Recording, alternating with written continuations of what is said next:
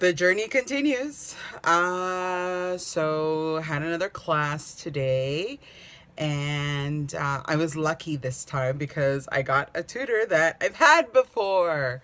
So I had my lesson with Luis, and I took the advice of the girl that I spoke to yesterday, and she did follow through as she said she would. She did put the note in my profile. So when I connected with Luis, he knew exactly what we needed to do, and I was lucky because I bought a few credits with the intention of sort of like using them out throughout the week.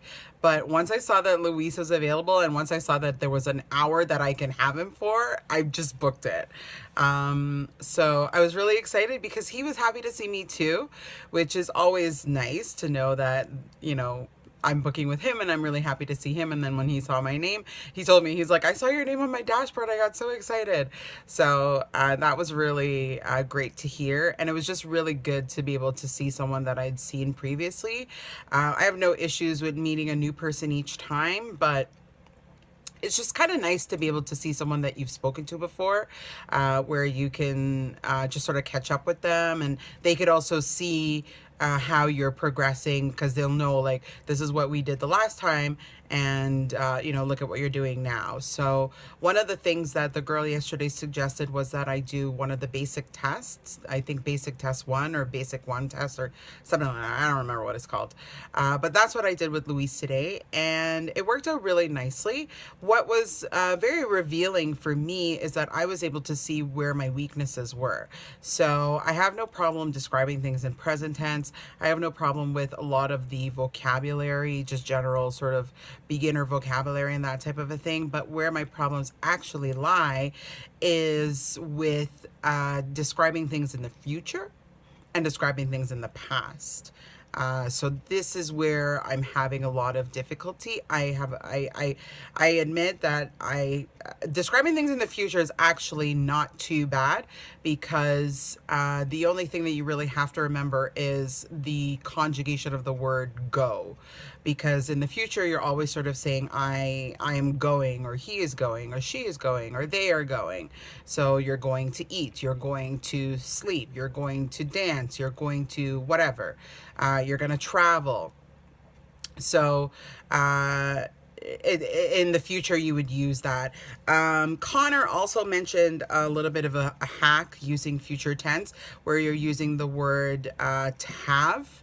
So I have to do something. I have to do this. I have to do that. I have to go. I have to read. I have to eat. And that is sort of like a suggestion that this is something that you need to do in the future. So it's kind of like future tense but not future tense. So the reason why it's called a hack is because I don't have to learn the future tense of the actual verbs, like all the verbs that we would use: eat, do, dance. All those are verbs, and I don't need to know the future tense of those. I just need to know what the root is. So to eat, the root is comer, that is to eat, comer. So I don't need to know how I would say in English, I will eat, or this is this thing that will happen in the future. In Spanish, you would just say like, I'm going to eat. So that's usually what you'll find in future tense. So that part is pretty easy. Once I understand the conjugation of those verbs, then of the verb to go, I should say, I'll be able to use that a little more easily. The other problem is knowing about how to say things in the past. So that now, unfortunately, there isn't too much of a hack for that. I just really have to just know the verbs and what they are in past tense and what they are in the different person. So first person, second person, third person. And that's something that's important because there are a lot of things that you'll be discussing and you'll be saying that these things happened in the past, because not everything is happening now. There are things that happened previously. So how do you describe those things? So I was able to do that. Or I was able to discover that this is where my weakness was. And the other place where I do have a little bit of weakness is with the verb to be. Now, interestingly enough, I just went online and looked up the I just went online and looked up the conjugations for the verb to be, which are the two verbs ser and estar, and the different conjugation breakdown for that, and then also the conjugations for those in the past. And there's a lot to know for that, because it's not just about the past tense, it's about the different person, first person, second person, all that stuff. So I was very aware, I was very aware of the fact that ser and estar were verb conjugations that are not my strong suit right now.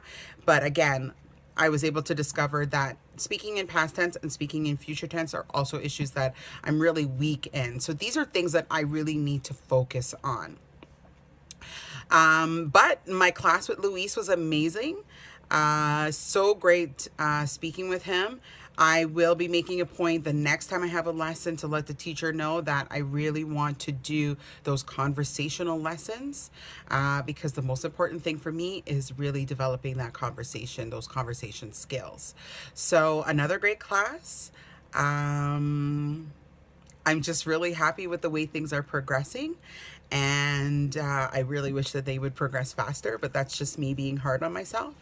And I'm looking forward to the next one.